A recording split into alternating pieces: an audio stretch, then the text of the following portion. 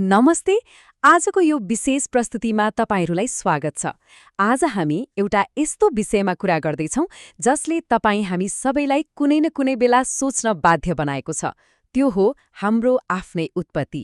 आज हामी एउटा धेरै पुरानो र ठूलो भ्रमलाई चिर्दै मानव उत्पत्तिको वास्तविक कथा खोतल्नेछौँ। ल है त यो रमाइलो र जानकारीमूलक यात्रा सुरु गरौँ। सबैभन्दा पहिले त यो सबैभन्दा ठूलो भ्रमलाई नै फ्याँकिदिउँ। तपाईले पनि पक्कै सुन्नुभएको होला, मान्छे त बाँदरबाट पो आएको त।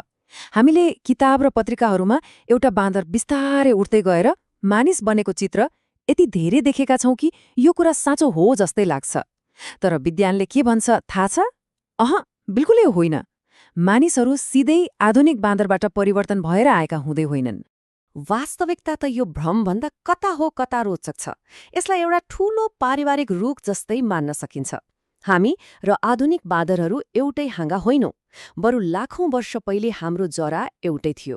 भन्नुको मतलब हाम्रो र उनीहरूको एउटै प्राचीन जिजु हजुरअम्मा हुनुहुन्थ्यो, जो करिब 60 देखि 80 लाख वर्ष पहिले अफ्रिकाको जंगलमा बस्नुहुन्थ्यो। पछि गएर समयसँगै त्यो रुखका हाँगाहरू छुट्टिए। एउटा हाँगा आधुनिक बाँदरहरूतर्फ गयो र अर्को हाँगा बिस्तारै हामी अर्थात् मानिसतर्फ विकसित भयो। ल अब अघि बढौं। भाग 1 तर्फ पारिवारिक सम्बन्ध र साझा डीएनए। हाम्रो यो ठूलो परिवारमा नातागोता कस्तो छ त?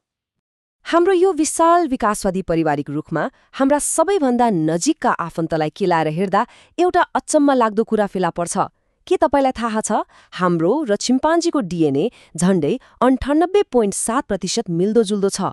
सुन्दा पनि अचम्म लाग्छ नि, होइन र? जैविक रूपमा हामी उनीहरूसँग यति धेरै नजिक छौं। तर अब तपाईको मनमा एउटा प्रश्न उठ्न सक्छ, यति धेरै समानता छ भने हामी किन यति धेरै फरक देखिन्छौं र फरक व्यवहार गर्छौं त? यसको रहस्य हाम्रो दिमागको विकासमा लुकेको छ। लगभग एउटै डीएनए भए पनि चिम्पान्जी र हाम्रो मस्तिष्क हुर्कने तरिका एकदमै फरक छ। चिम्पान्जीको दिमाग जन्मिनु अघि निकै छिटो बढ्छ, तर जन्मिएपछि त्यसको वृद्धि ह्वात्तै रोकिन्छ। तर हाम्रो नि मानिसको दिमाग जन्मिएपछि पनि वर्षौंसम्म निरन्तर बढिरहन्छ। एउटा बच्चाले बाल्यकालभरि नै बाहिरी वातावरणबाट नयाँ कुरा सिक्ने, भाषा बुझ्ने र समस्या समाधान गर्ने क्षमता बढाइरहेको हुन्छ। यही निरन्तर सिक्ने र विकसित हुने खुबीले नै हामीलाई पूर्ण रूपमा फरक बनाएको हो। अब जाउँ भाग 2 तर्फ, जीवाश्म लुसीसँग भेट। आखिर हाम्रा पुर्खाहरू कसरी शारीरिक रूपमा परिवर्तन हुन थाले त? यसलाई बुझ्न हामीले लुसीलाई भेट्नै पर्छ। करिब 30 लाख वर्षभन्दा अघि बाँचेकी यी प्राचीन आफन्तको शारीरिक बनावट साँच्चै नै गजबको थियो। सोच्नुस् त, रुख चढ्न सजिलो होस् भनेर उनको कम्मरभन्दा माथिको भाग बाँदरको जस्तै थियो, तर तल्लो भाग भने ठ्याक्क मानिसको जस्तो। सबैभन्दा महत्त्वपूर्ण कुरा, उनले पहिलो पटक 2 खुट्टामा सिधा उभिएर हिँड्न सिकिन्। विज्ञानको भाषामा यसलाई बाइपेडालिजम भनिन्छ। 2 खुट्टामा उभिनु भनेको मानव विकासको इतिहासमै एउटा जादुगरी छलाङ थियो। तर 2 खुट्टामा सिधा हिँड्दा के फाइदा भयो त? खासमा भन्नुपर्दा यो एउटा ब्याट्री सेभर जस्तै थियो। 4 खुट्टाले हिँड्नुभन्दा 2 खुट्टाले हिँड्दा शरीरको 75% कम ऊर्जा खर्च हुन्छ। यो त ठ्याक्कै साइकल चलाउन सिकेर आफ्नो यात्रा सजिलो र कम थकाइ लाग्दो बनाए जस्तै भयो नि, होइन र? यसरी बचेको ऊर्जाले गर्दा हाम्रा पुर्खाहरूलाई धेरै टाढासम्म गएर खाना खोज्न र नयाँ ठाउँहरू पत्ता लगाउन निकै सजिलो भयो। अब पालो भाग 3 को, विकासका 6वटा प्रमुख चरणहरू। त्यो बचेको अतिरिक्त ऊर्जा लिएर हाम्रा पुर्खाहरूले समयको पानामा एउटा अविश्वसनीय र लामो यात्रा सुरु गरे। यो रहस्यमय यात्रालाई हामी मुख्यतया 6वटा चरणमा बाँड्न सक्छौं।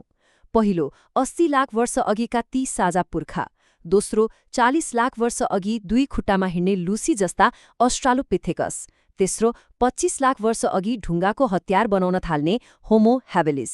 त्यसपछि चौथो चरणमा 18 लाख वर्ष अघि आगोको प्रयोग गर्न जान्ने र संसार घुम्ने अन्वेषक होमो इरेक्टस देखा परे। पाँचौंमा 5 लाख वर्ष अघिका शारीरिक रूपमा निकै बलिया र ठूलो दिमाग भएका निएन्डरथल आए।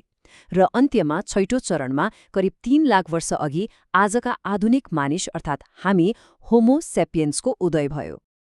अझ रमाइलो कुरा त के भने हाम्रा पुर्खाहरूले प्रविधिलाई कसरी अघि बढाए भन्ने हेर्नुस्। यो ठ्याक्कै आजकल हामीले मोबाइल फोन अपग्रेड गरे जस्तै हो। सुरुमा उनीहरूले साधारण ठूला ढुङ्गा फुटाएर धारिला टुक्रा निकाले। यो मानव मोबाइलको पहिलो र साधारण मोडल जस्तै भयो। पछि हजारौं वर्षको मेहनतपछि त्यसलाई सुधारेर हातमा ठ्याक्कै मिल्ने बन्चरो बनाए र अन्त्यमा शिकार खेल्नका लागि मसिनो र तीखो धार भएका तीर र हतियारहरू बनाउन सिके।